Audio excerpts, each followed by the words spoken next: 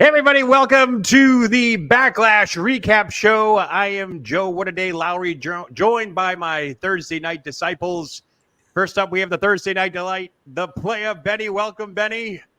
And of Bonjour, mes amis, et bienvenue à Playerville. Oh, so okay. Welcome, my friends, to Playerville. And of course, we got the smartest man in the room, Dan. Welcome. What's happening? Welcome. I'll tell you what, that's probably one of the hottest crowds I have ever seen watching wrestling. Oh, yeah. If we don't know any French words after that, I don't know what to tell you. But that crowd definitely was the MVP of this weekend. Absolutely. SmackDown yesterday and Backlash today. That crowd, I mean, I don't know what's going to happen. Most of the crew is flying to Raw on Monday, and then Hartford, Connecticut better wake up or do something. I don't know. How do you top that? How do you top a crowd like that? It's just incredible. I see people slowly moving in on the chat. I appreciate everybody else joining us. RJ, Jason, thank you so much. We got another set of eyes on a television set in the other room because WrestleMania announcement is forthcoming. They said immediately following Backlash on the pre-show of the Kentucky Derby. Once I can get that information, or if anybody can grab that information, please send it along. I'm assuming WrestleMania, most likely Las Vegas at this point, from what they're all eyes are towards. Dan, anybody? Certainly seems to be the leading favorite right now. Right. No pun intended, but Vegas is the Vegas odds favorite to win it. Yeah. Vegas and Minnesota are the top two right now. Yep. And from what I heard, some reports are out there. If it is in Vegas, that venue, Legion Field, all that stuff, stadium, they're moving that to May.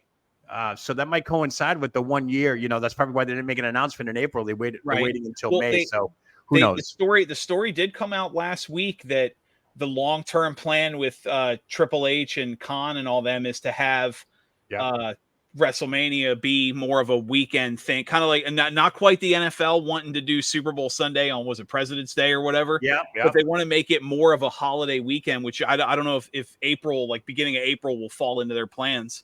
Yeah, I'm not sure, but all eyes are on that. So we're going to keep an ear to the grind on that one to see what happens. But all right, let's talk about it. Backlash in the books. Normally a Blob premium live event. I keep saying pay-per-view, but premium live event. You're a month out from WrestleMania. Only 5 matches on the card. 4 out of the 5 were title matches, which was kind of neat. But I guess we'll just kick things off. We'll just start it up. Let's see what we got first here, and let's check it out. Hold on one moment.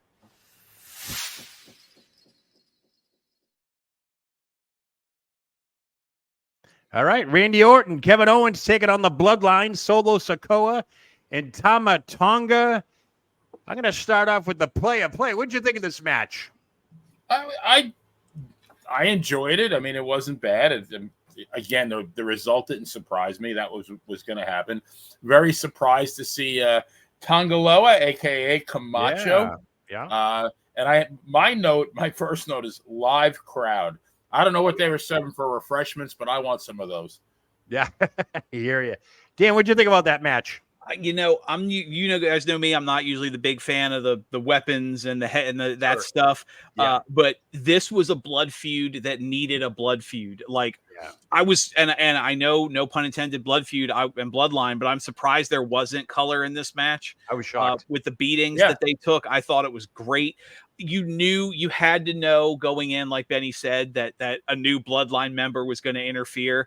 Because you were not going to drop. Bloodline wasn't losing their first match with the new membership. Right. I love it. Nobody came out of this looking weak, and you got a big foundation, plenty of good talent on SmackDown to fill the third and fourth man, the Bloodline, and it's a lot of good stuff coming up. I love the segment they touched on SmackDown with Paul Heyman, whether or not Roman Reigns is even still in charge of the Bloodline. So good segue. Definitely have a civil war there when he comes back. Yeah. My now out of the 5 matches, 2 of them I gave an A. This was right off the bat an A match for me. And the reason being the return of the headshots. Did we all see that? Yeah. garbage cans to the head. I'm like, okay. And as you said, Dan, I was expecting some color in this one. Yeah, I did. Shockingly, we did not get it. I did make a note. I because my wife and I were watching it, and I told her, I said, "Oh, I guess they abandoned concussion protocol this week." Yep, exactly. Overseas, who knows? You fly over there, so all bets are off. Nick Aldis, great move coming out, just saying, you know what, the hell with this. I'm bringing my security team back. I'm making this a no DQ street fight, which was probably the best thing, because I did get a little concerned when all the action was, taking place before the bell, and they were trying to separate them. And I kept scratching my head, going, "Why are they going to start it off like this?" But then, of course, Nick Aldis comes along, go ahead and throws the new stipulations on there. I thought it was a great match. The crowd, again, we're going to say this probably a million times over the next course of the few minutes, but the crowd was on fire. They are huge RKO fans. There is no doubt about it. Right. If you tuned into SmackDown last night, they were singing Randy Orton's song. They probably could have gave us 10 minutes tonight singing Randy Orton's song. So, but love the chair shots. Love the surprise element. A lot of people are like, "Oh, it's going to be Jacob Fatu. And lo and behold, it's Tonga Loa. So there you go. You had to go all the way overseas to make your appearance on WWE television. But nonetheless, I gave it an overall A, and I think it's because of the fact that the way it started off, it was so chaotic. The crowd was lit. It was a great start to a premium live event post WrestleMania. So that was good stuff. Any final thoughts on that one, Benny? Yeah, it was a great start. If only the momentum could have carried forward into the next match. Right, exactly. And with the match card lineup, they did go out of order, it seems. So we'll get to that in a second. So we'll move up to the second match, and that was this one.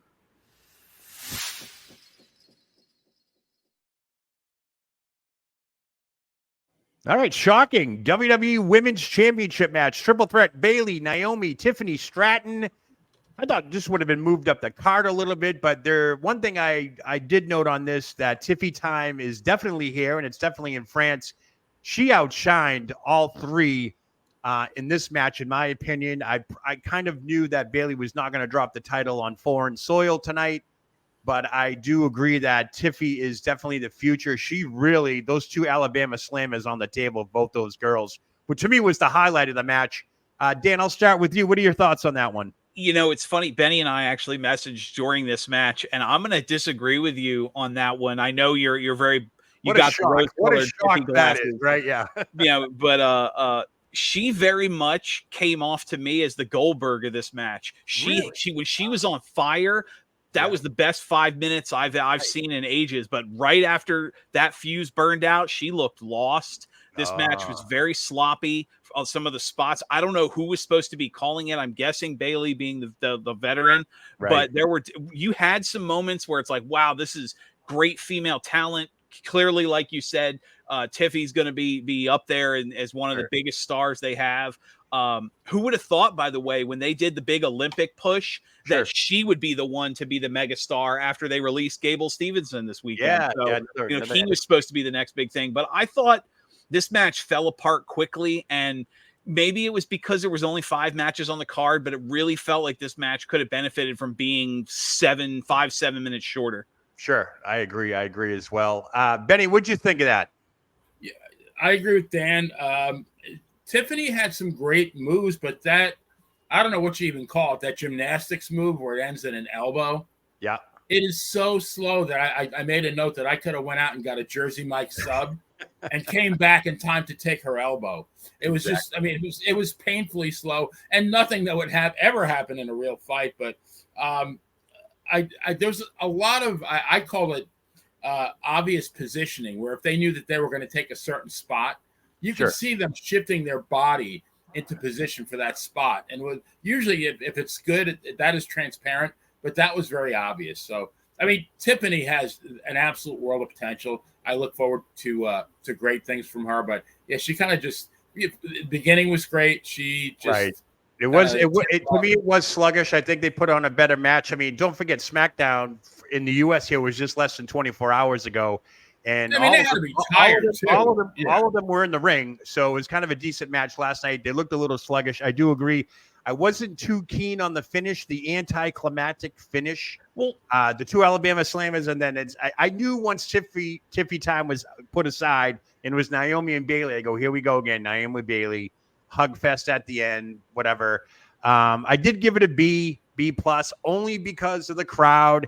I know Tiffy has a lot of conditioning issues and so forth, but I still believe she's going to be the next Charlotte Flair. I think that'll probably be her next run, if not Becky Lynch or whatever. But I still think Tiffy did really good job in this match. She carried the match, whatever kind of match you want to call it.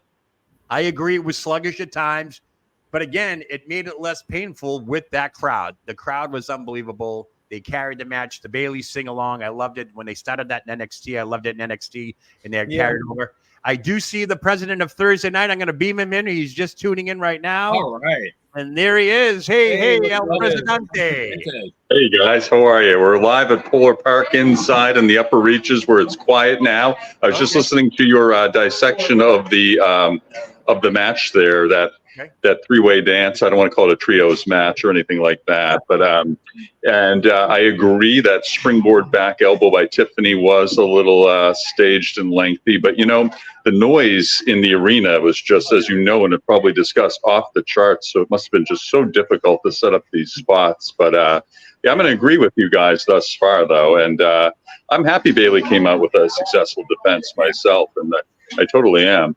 Yeah, I mean, I would have loved the shock and awe value if it was Tiffy or somebody else winning the title, but you kind of know right after Backlash, right after Mania and so forth.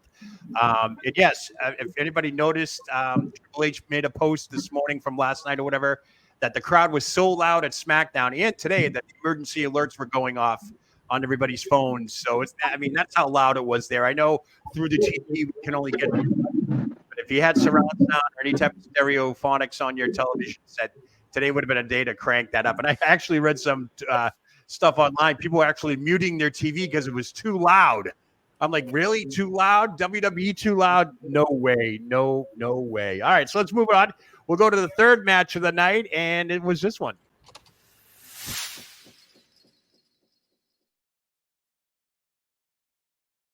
All right, World Heavyweight Championship, match number 3, shockingly placed for me, pitted Damian Priest defending his newly won world title against Jey Uso.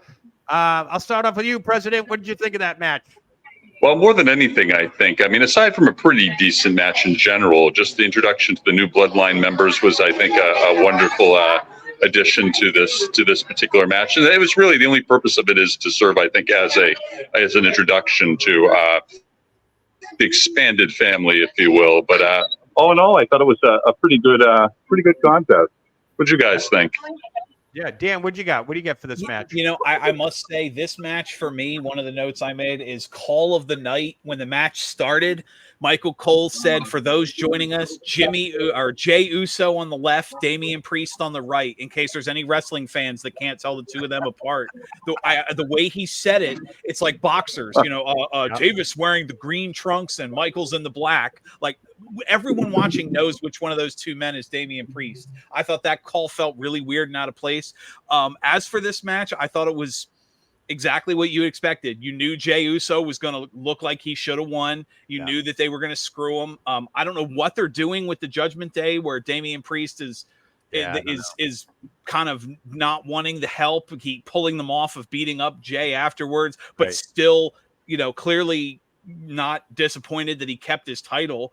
So I'm not entirely sure what they're doing with that. And then, of course, they've got the whole Ray, the storyline with Ray, Dominic Mysterio, and getting caught up in his little love triangle. So I don't know, but I think this match is exactly what it needed to be. Damian Priest is a tough looking champion. Jey Uso comes out still looking like a main event talent, and you push forward the further, Judgment Day is probably splitting up soon storyline. So, Player, what'd you think of this one?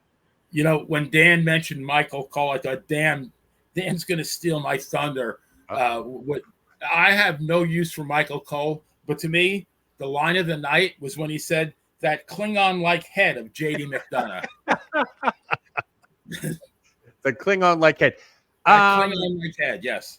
Yeah, to me, this was the match I was not looking forward to tonight. I don't know why. I'm still having a hard time putting my head around the fact that Damian Priest is still with the Judgment Day as world champion. And then Jey Uso, to me, is always going to be an Uso tag team wrestler. That's all I see it as. And to put these two together, I was like, all right, whatever happens, happens. Did you really think Jey Uso was going to lose after Damian Priest's first title defense? No way. But where does Jey Uso go from now? I was kind of intrigued how the Bloodline walked past him right before he went into the ring, before they went to like the little commercial break there. What were they doing, Peacock?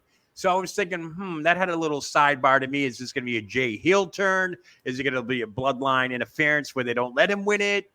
Things like that. Will there be a Jimmy Uso sighting? I don't know. Something like that was triggering me. But then when JD McDonough stuck his nose in, and of course Finn Balor came out of nowhere, I wasn't expecting Dominic due to his injury and so forth. But you mean his large head, Joe, not his nose, his extremely large cranium, JD McDonough. But JD went from almost the zero to the hero now because he's the one that put the foot on the rope for Damian Priest, who was about to lose his title. Which I give JD credit where it's due. That was a perfectly timed spot. It's how often have we seen 1, 2, and the refs has to come down real slow. Yeah. They timed that perfectly. Gorgeous looking spot. I will say too, talking of what Benny was saying as far as commentary and how the announcing in the crowd. I had a note that I corrected myself. I'll correct here in a bit. Sure. But Jay's entrance with the crowd doing the yeeting with the lights in their hands, I thought was the shot of the night.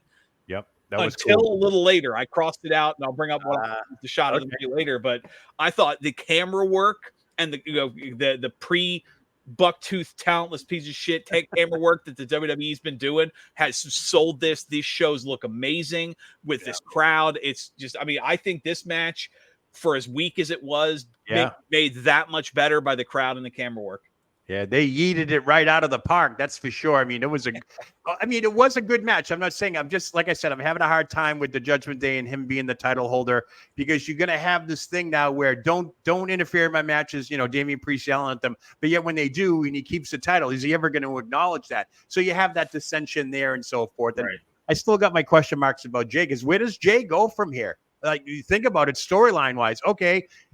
He's become a singles competitor. He got a title shot. He hasn't won the title. What do you do now? Like, where does Jey Uso go now? It's certainly the back the thought in the back of everyone's mind right now is Roman and the Usos against Solo and the Fatu brothers. So I'm gonna pose this question to you guys, because I know we're going right down the charts here and the chat. What were they chanting after the 2 count? They'd go 1, 2, and then they would. Obviously the kick out would happen, and then the crowd went into the singing celebration. I couldn't make it out. It was in French. I know a lot of people online were asking, even since last night on SmackDown, they started doing it. Whenever there was a 2 kick out on the 2 count, what were they chanting? Does anybody know what they were chanting? I'm asking anybody out there that knows a little bit of French and so forth, because they did it all I know night some long. French, Joe, but I couldn't discern any. But it was a rather hypnotic song, I have to say. It really was. I actually enjoyed it, and it's a lesson, I think, for American crowds maybe to get themselves a little more involved now. I know Philly is a strong crowd. I know Chicago is a strong crowd. I know we have some good crowds in America, but, if nothing else, this should serve kind of as an inspiration, because I think it elevated all the action today. But as far as the actual literal translation, I'm at a loss. I tried. I even looked it up, and I couldn't find much in terms of translation. So I don't know. Yeah, I couldn't figure it out. I was trying to go online, see if anybody. And people were asking the same thing. What are they cheering? Because it sounded like obviously, with the kickouts and the 2 counts happens a lot during a night of pro wrestling. This crowd was so hot. It was like crazy. They were having it reminds me of the old the Raw after WrestleMania crowds, where they just did their own thing. They didn't care what was going on, and that's exactly what Lyon France did. They came out in full force tonight, and they showed the world that who knows, to have some other type of event over there, whether it's the big one or another one. I could see them going back to France really soon, if not later. So can you imagine those 11,000 fans magnified by 6 or 7 or 8-fold, and the sound that would come? This is 11,000. That's what the Worcester Centrum holds. Right. Amazing sound, just amazing. Yeah. So really, it's quality over quantity there. Yep. 11,000. Go ahead. I was going to say, I don't know if it's a carryover from soccer or something in the French sport, but when they would do the 1-2 and then the crowd would go crazy, they were chanting in French just a 2 count, just a 2 count. Oh, That's so what, is that pretty much okay? what that translates to. I That don't know makes sense. why that's important. Like just a 2 count, you know, kind of like us yelling 2 as Americans. Right. I don't know what that means, but that's what they were saying. If that's what, if that you're, I mean, if you didn't, I mean, at certain times throughout tonight, especially in the main event, we'll get to that later on. I thought I was literally at a soccer game. It was just unbelievable. I'll say right now, I know earlier that before we came on the air, they're the MVP of this whole weekend. The crowd was just unbelievable for 11,682 people in one arena. When you get Michael Cole, everybody steps their game up too, by the way. When you have that crowd element in there, it's unbelievable. It makes everything so much easier to listen to and watch when you have that, because when you look at these 5 matches, they were okay. They were good matches. They were WWE serviceable, aka Jimmy Farrow's big line, serviceable matches, but the crowd amped it up a bit. So kudos to them and so forth. So by the way, if you are tuning in, don't forget to hit that like, subscribe button here, Monty and the Pharaoh.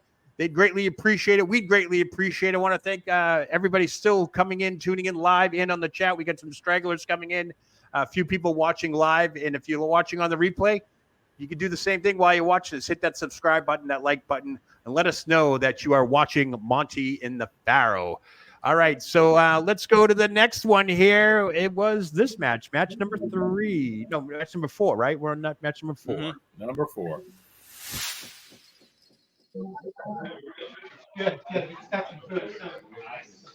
All right, we got new tag team champions.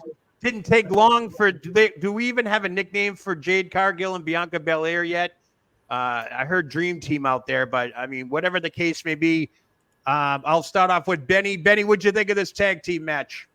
I don't know if you remember the movie Mr. Deeds, when he takes his shoe off and Emilio, you know, I guess he tells Emilio to hit him over the in the foot with the poker, you know, and Emilio says the hideous of that foot will haunt my dreams forever. That's what this match did for me. And I thought it was just very, very sloppy, a lot of botches. Jade is still very, very green. A lot of potential, but got a ways to go. Yeah.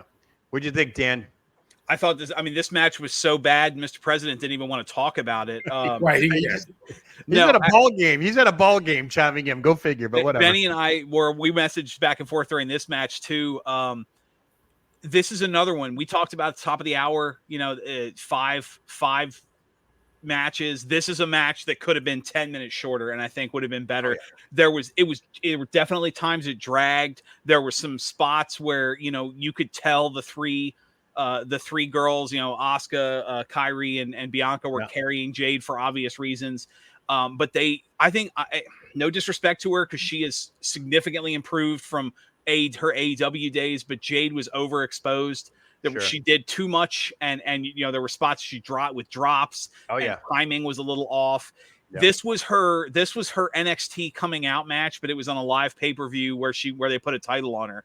I think this match should have been 10 minutes shorter. If there were 6 matches on the show, this is the one you cut the time from. Poor Damage Control. They've been beaten up a lot in the last few weeks. So hopefully they find a spark on Raw or something, because they made it very clear during this match. You talk about commentary that, you know, this is their last. They're leaving, because remember last night, this is their last match on when they lost again. I hear about Damage Control one more time. Their last match on SmackDown. This is their last. This could be their last time with the title. I think I don't know. I think it was good for what it tried to be, but it was too long and it was too much. This is where I hate being left-handed, because I have a lot of notes on this. I'm going to try and read them while I listen to Benny. Benny, what'd you think of this tag match? You know, I knew that they were going to win, but the only reason they're going to win is so they can feud later on. There's no other reason. Like I said, it was very sloppy. The notes I have: very sloppy, botch fest. It was a hot mess. I mean, and you have 2 consummate professionals in Asuka and Kairi Sane. Well, 3, counting Bianca. And they, like Dan said, they had to carry Jade Cargill. I mean, eventually she'll hit her mark, but it wasn't today. Yeah, I believe that couple of things. I'm just scrapping my notes now. I gave the match a C and a C plus only because it was a title change, the only title change of the night. So I'll give kudos to that. Of course, the crowd was hot. They didn't care if they botched everything. They still gave them, they gave the performance their respect. Anybody want to know why the champions came out first? That was like the biggest question I saw floating around social media. Why did the Kabuki Warriors come out first? That was one. Another one, no Io Sky, no Dakota Kai. I did read somewhere that Dakota Kai was spotted backstage wearing a sling. Not sure the extent of that. And if you notice that Kiri's leg was severely taped, or her left quad was really taped up underneath all that garbage she wears in the ring. But and of course, everybody was immediately after Bianca Belair was in the ring with Asuka, she got the makeup on her shoulder here, and everyone's like, "Oh my God, she's got the worst bruise you could ever see." And I'm like, and even I was like, I wrote it down. Lo and behold, it was Asuka's makeup that was smudging everywhere. Right. We didn't see any green mist, which I was shocked about. And yes, there were a lot of botches, not mainly by the moves, but the referee botched a couple of times, even had to physically tell them when they went for a pin, you're not the legal woman in the ring. Yeah. When they did the final spot where Bianca when they hit the twin move and she had to roll Kairi out of the way and pin Asuka. Exactly. Because they had done it backwards. They hit Kairi with the finisher and Asuka just kind of laid there. I think that it's telling to answer your question. They did the same thing a few months back with Sammy coming out second to Roman Reigns. Jade Cargill had to come out last. That was the plan. I mean, they didn't mention anything about it like they did when Sammy came out, where they said Roman chose as champion to come out first. Sure. But it always, to me, as an old school, it always looks weird, the champion coming out first. I just didn't. I don't know why. We all knew going into this match. I mean, on paper, in the ring, they look like I'm talking about Belair and Jade Cargill. They look unstoppable. They're very well conditioned athletes. They got athletic backgrounds. I mean, but here we are with the old cliche. That's great outside the ring, but what can you do inside the ring? Bianca is proven. She's got a few years ahead of Cargill. Cargill barely got her reps in AEW. If anything, she probably honed more in her mic skills in AEW with the Tony cut the shit stuff, the TBS championship and all that stuff. But let's call what it is. Jade Cargill still green. She still needs to get her reps. But this is the longest she's been in the ring, a WWE ring, match-wise. So it was almost a 30-minute match, and that's a long time, and it showed. And it was. Correct me if I'm wrong. This was the longest match of the night, wasn't it? I think so. Yes, it was. Yeah, and I think this too is unfortunately, you don't want something just because it's obvious doesn't mean it's always going to be bad. But now this is the obvious placeholder where Bianca and Jade are going to be undefeated powerhouse until Jade turns on Bianca when she's ready to have that feud. And then they'll lose the titles, kind of like Ronda turning on. You can already see it because I predicted WrestleMania next year should have Belair versus Cargill. Those are the two big ones everybody wants to see. Yeah. You don't want to pull it right away. You don't want to have the match at SummerSlam or whatever. Let it develop. We're doing the mega powers here. That's the type of thing we're going to go at. Good comparison. It's going to be a slow burn, slow build, all that stuff. It'll be great at the end. But Jade Cargill needs to get more reps. Now that she has a belt on her, you can see where this is going too. Bianca is the wrestler. Jade's the power lifter. She can't take a bump. She looked horrendous taking those bumps, by the way. It was whether it was a drop kick, a knee, or whatever. It just didn't look right because you got Kairi Sane, who's about 2 feet tall, versus 6 foot Jade Cargill. It's like trying to slaughter Andre the Giant. Even Andre couldn't sell it all the time. But I think that the moment for me that kind of pointed it out was Jade did a spot where she was going to gorilla press Kairi Sane and she couldn't get her up. Kairi turned basically slammed herself. Like you could see Kairi just like, fuck it, I'll do it myself and push off and flip over. And they're like, oh, Jade slammed her down. Like, no, Kairi it was either I'm going to flip myself out of this or you're going to drop me on my head. So Kairi kind of got out of it herself. And if you think about you put this match on Raw or SmackDown or even the US somewhere, they would have been booed out of the building. Absolutely. You fucked up chance. You would have heard it all. Yeah, they were very respectful over there. Very respectful. That video of Maxine being booed out of the arena. Exactly. And I just was like, it was if it wasn't for the crowd, this would have been a very cringeworthy. This would have been a botch fest. I'm sure the memes are going to go around soon enough, but hey, we got new tag team champs in the WWE. The Kabuki Warriors no longer. Like I said, I questioned at the beginning, where was Io Sky? Where was Dakota Kai? No outside interference. Shocking. which is weird because I know EO didn't travel with them, but Dakota was on SmackDown last night, so she was she's shown, right. Yeah, where is she? Right. And when she was going into the arena today, somebody said they noticed because they, how they carry their luggage. Yeah, they make it look like she was carrying a purse, but it looked like she had a sling on. Oh, so we're not sure if she was hurt or not. It's unconfirmed. I'm only going by what people saw in the pictures that have been shown online. So who knows? She didn't even make it to ringside. So that's that. A couple of comments here. Looks like Monty's chiming in. Thanks, Monty, for joining us. She believes that the crowd was hot and maybe made the talent nervous. What do you guys think of that? The talent being nervous. He's not wrong. Combine that with what you said, where the crowd was so loud, calling spots may have been impossible. I think may have contributed to some of the sloppiness. Yeah, I did notice that the crowd was so loud that you couldn't hear the wrestlers talking to each other unless they really panned in on them. Right. But even like a Raw and a SmackDown, they're right there. You can hear them, and they're part of the dialogue. And I think that's because the crowd is dead. But tonight it wasn't. Don't forget, you get the likes of, I would say a majority of that talent has not performed in front of a crowd like that ever. I know Tiffany Stratton hasn't. I mean, you've had loud, boisterous NXT crowds, but 11,000 people that sound like 50,000 people. You can get amped up and you can get nervous and you can make mistakes. So, yeah, that was good. Jason Moaning has said, let's call them the Valium Express. I'm not sure who you're referring to. Good one. A lot of good chats coming here. Thank you, everybody, for let me see. Jason, again, the only French word I know is cul-de-sac, means bag's ass. Okay, nice one. All right. So that leaves us one match left here, and this one. One more match.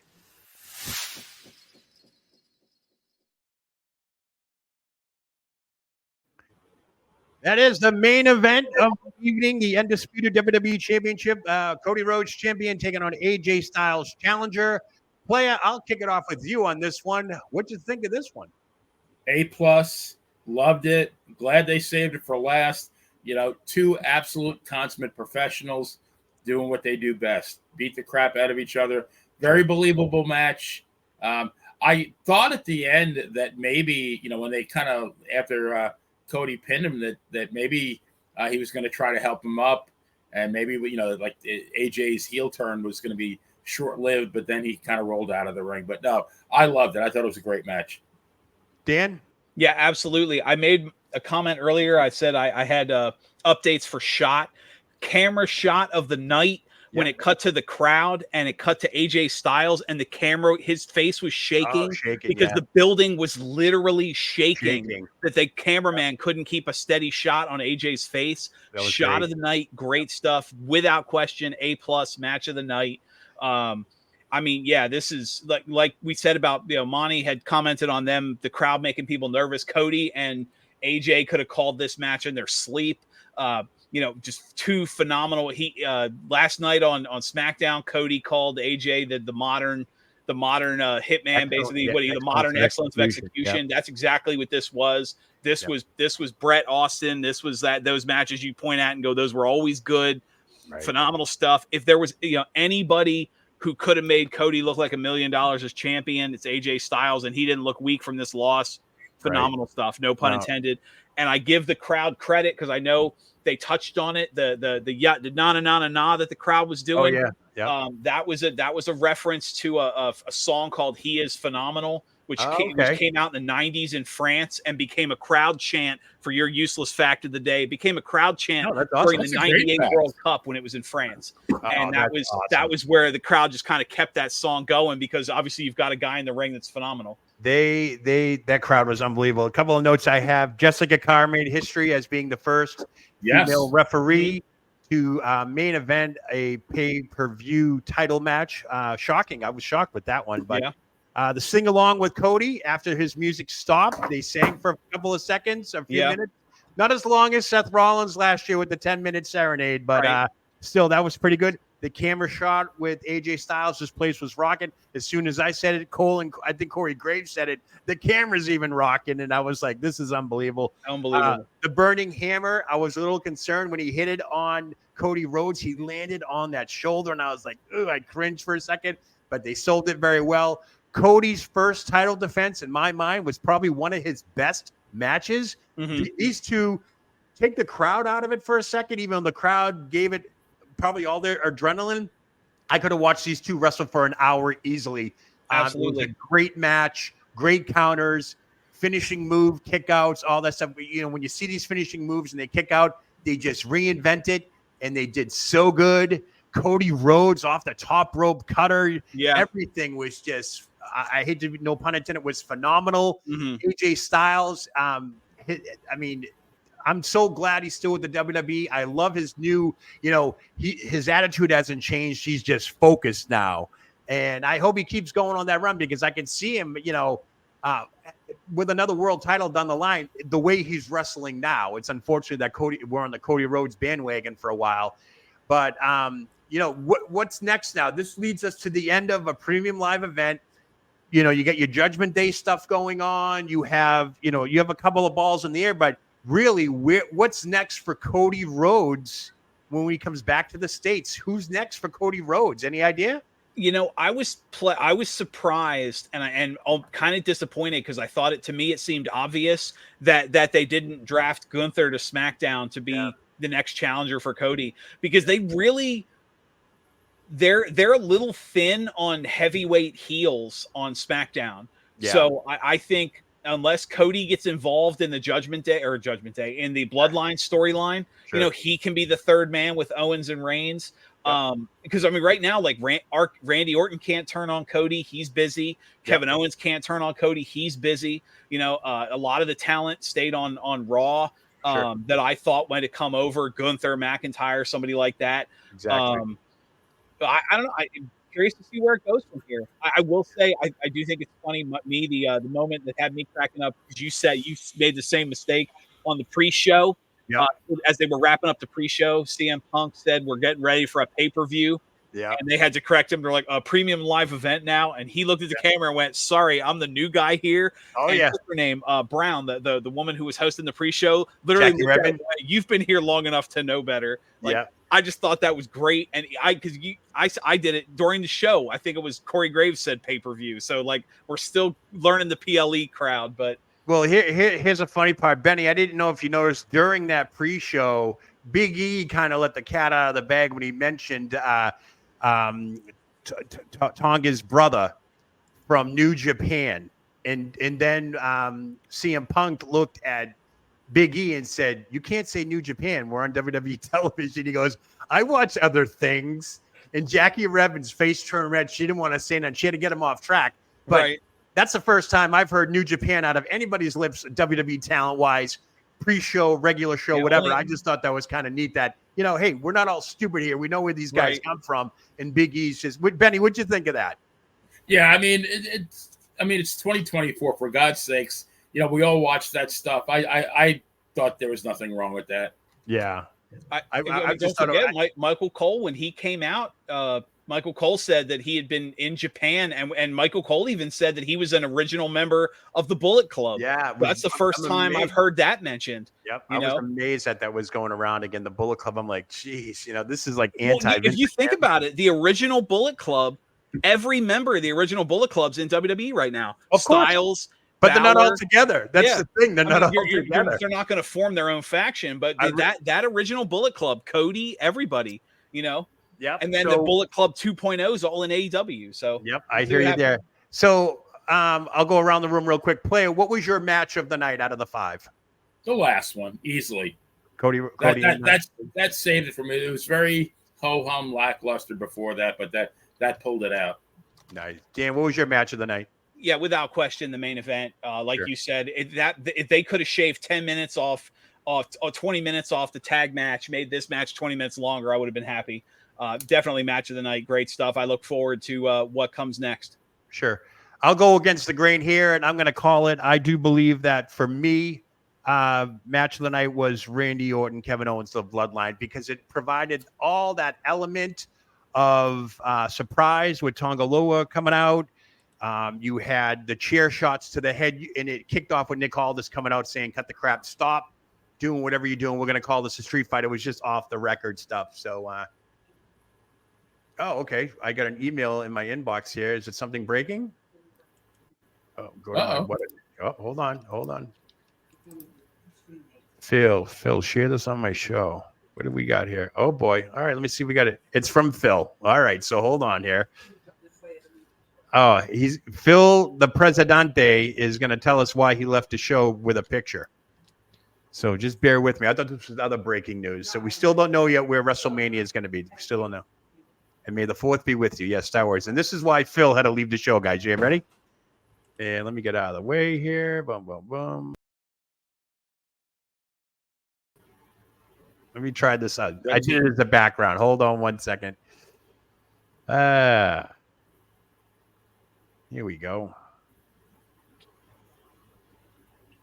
This is why Phil cannot be with us. There you go. He got interrupted by this guy. Can you guys see him? Is that Teen Wolf? Yeah, it looks like Teen Wolf, doesn't it? Doesn't it look like Yeah. Michael J. Fox? Yeah, it does look like Teen Wolf. I'm assuming it's Chewbacca, right? It looks like That Star is Wars. Chewbacca, Character. yes, sir. Yeah, may the 4th That be is with you. Teen Phil- Chewbacca.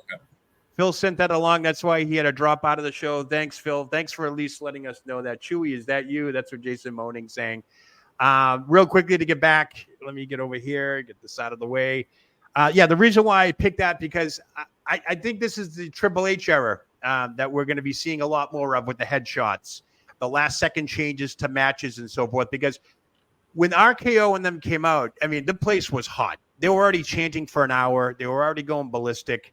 And then I was like, okay, so the first match is always the warm-up match. People are going to have to get settled in their seats. But the fans were settled in their seats well before that.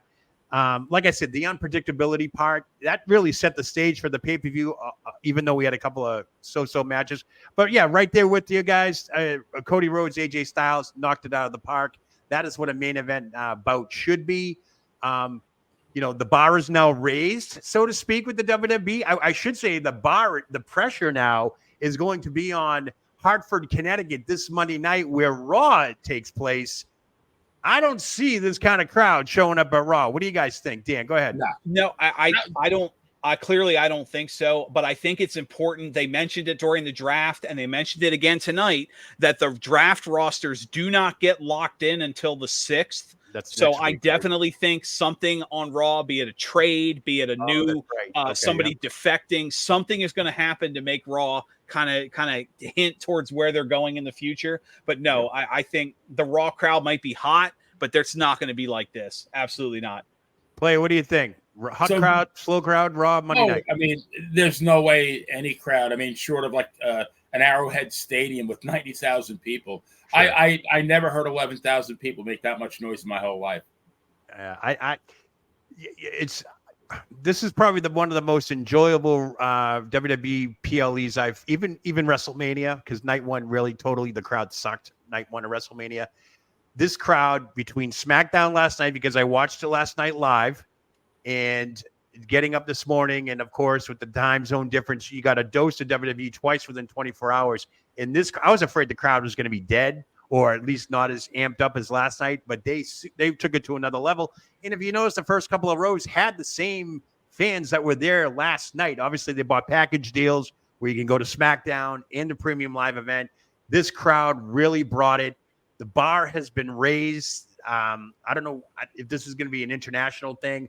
I really am stalling for time because I'm waiting to hear that announcement from the WWE. They said they were going to do it immediately following Backlash, as on the pre-race show for the Kentucky Derby, where WrestleMania is. We all agree that Vegas is on the table, you think?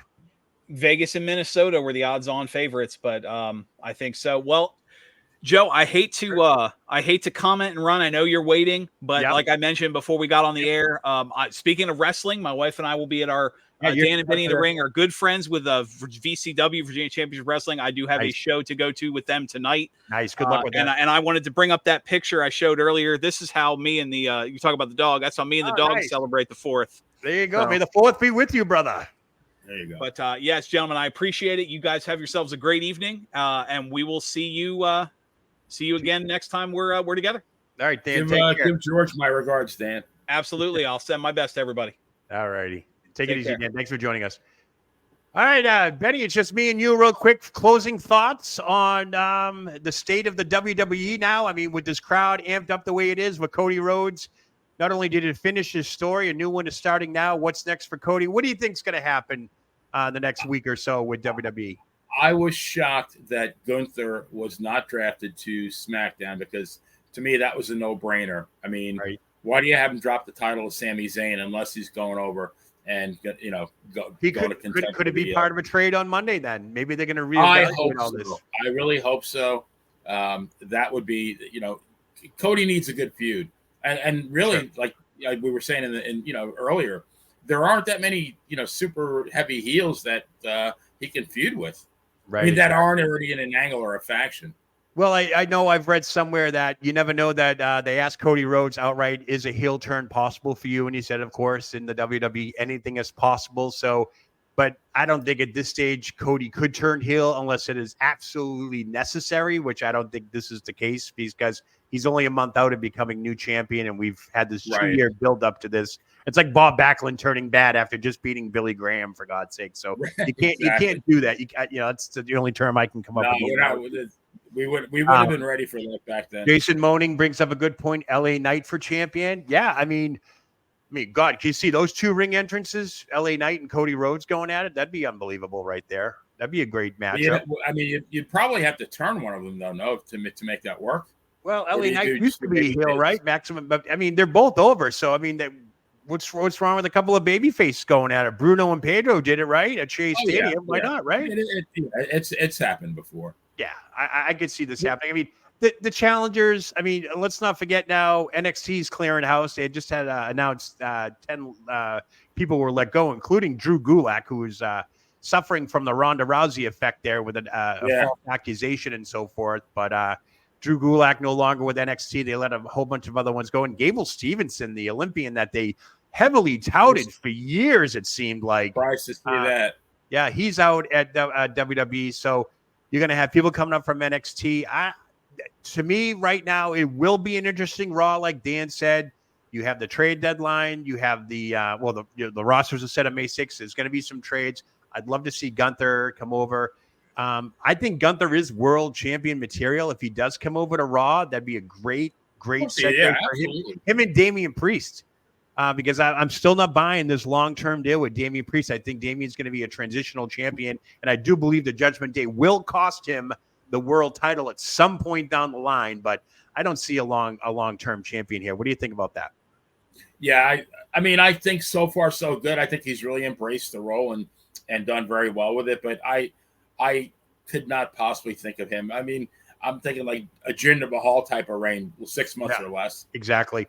And speaking of Jinder Mahal, that's a good segue. The next Premium Live event is at the end of the month where SmackDown and King and Queen of the Ring takes place again overseas, foreign soil. We're going back to Saudi Arabia. Jeddah Stadium will be hosting a SmackDown. And then the following night, they'll be hosting the King and Queen tournament. The brackets, I do believe, will be released this week. So the matches may be starting up for that. Culminating at Saudi Arabia. So we're going to have to get some challenges for both Cody Rhodes and Damian Priest, because don't forget, when they go over to Saudi Arabia, it's pretty much everybody that goes over.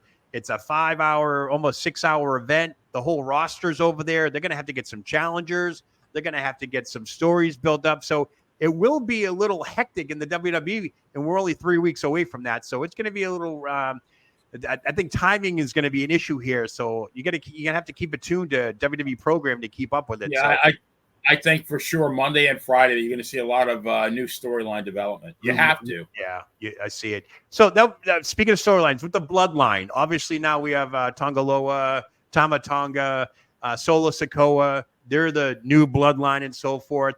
So storyline wise, where does Jacob Fatu, who's already signed with WWE and supposed to make his debut, they pushed him off. Where does he come in all this? Does he come in with Roman Reigns now? Is he the third member with The Rock? Like, what do you think about that? Jacob Fatu, where does he fit in with the Bloodline now? It's very confusing. Or do they put him in with with the rest of the guys? But then, then you start getting like the NWO when you had Scott Norton, Virgil, and Dusty Rhodes and everybody else. Right. You don't want to make it. You don't want to dilute it too much. Yeah, you don't want to dilute it. And I hope Triple H doesn't go down that avenue. But nonetheless, all right, folks, that's going to do it for us here in Backlash. Any closing thoughts, Benny? No, I have to. I would have given the show a C+ overall, but I'm going to jack it up to a B- just because of the crowd. Yeah. I could not. I mean, that was the first thing that hit me. Is like, holy crap, this crowd is lively. And I thought, it's just kind of the beginning. They're enthusiastic. they kept it up for the whole time. Yeah, they were rocking. There's no doubt that there will be another premium live event, or do I dare say WrestleMania type event at or somewhere in France, because these guys, and it was great to get educated before the show. I did not know Lyon, France, which is about 200 miles south of Paris, was the silk and food capital of the world and cinema. Wow. Very, very cultural over there in Lyon, France. I'm sure they generated some money to the locals there. They've been here for a couple of days now. They did some damage again with 11,682 people. They had the largest gate for SmackDown last night, which is dumbfounding to me. But I look in that arena, I saw everybody either holding a title, a T-shirt, something to do with WWE. So I'd be surprised to see what the closing numbers are for the gates, both on Friday SmackDown and, of course, today's live event with Backlash. It'll be interesting to say the least, but it's pretty safe to say that they will be returning to Lyon, France, especially for a televised event, because that crowd was the MVP of this weekend for WWE. They earned it. They earned a return gig. They are, folks. And just to let you know, I am still waiting for the WrestleMania announcement. Obviously, it's not happened just yet. So when it does happen, I will put it out on my Facebook, and as well as the Monty and the Pharaoh Facebook posts. We'll do it out there. I'll tag everybody in it. That should be coming momentarily. I want to thank everybody for tuning in live and on the replay. I know it's almost 4 o'clock my time. It's at almost 5 o'clock on the East Coast. 4:52. Just a real obscure time to do a post show for me, because it's the middle of the day still. Sun is bright. Sun is starting to come out a little bit. We've had some rain today, but nonetheless, I want to thank Monty and Pharaoh for allowing us to come on and do the Backlash recap show. And thank you to the chat. And don't forget, folks, if you like what you see, let us know. If you don't like it, still let us know. And hit the like button, hit the subscribe button. This channel is run because of you guys. And we want to thank everybody for tuning in live as well as on the replay. That's going to do it for me, player. That's it, right? No, I got one little last bit of I guess it is breaking news. Breaking one of our family members is getting married today. Jimmy Farrow. He is getting married. I knew there was a big deal going on. Yes. So nice. Love you guys. You guys are the best. We wish you all the best in the world. What a great couple. Jimmy Farrow tying the knot on Saturday, yes, May 4th. Are they all dressed up like Star Wars? Is he a Star Wars guy? Did he know he was getting married? Maybe the 4th. He's a Yankee fan. Maybe he got dressed up like Babe Ruth. Who knows? There you go. There you go. Well, congratulations, Jimmy Farrow, on your nuptials. That's great stuff. Great stuff there, folks. All right, we're out of here. That's going to do it for us. For the player, Monty and the Pharaoh, I'm Joe Lowry. What a day.